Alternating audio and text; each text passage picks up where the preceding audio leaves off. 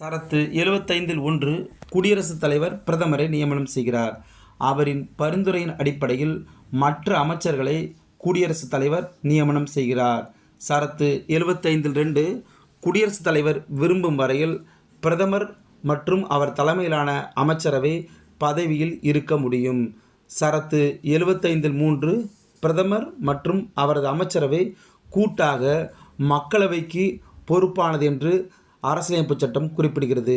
சரத்து 75 4 அமைச்சர்களின் பதவி பிரமாணம் மற்றும் அவர்களின் இரகசிய காப்பு பிரமாணம் பற்றி சரத்து 75 4 குறிப்பிடுகிறது. சரத்து 75 5 பாராளுமன்ற உறுப்பினர் அல்லாத ஒருவர் 6 மாத காலம் வரை அமைச்சராக தொடரலாம் என்று குறிப்பிடுகிறது. சரத்து 75 6 பாராளுமன்ற உறுப்பினர்களின் சம்பளம் மற்றும் இதர படிகள் ஆகியவற்றை பற்றி 75 6 குறிப்பிடுகிறது. மேலும் அவருடைய ஊதியத்தை மாற்றியமைக்க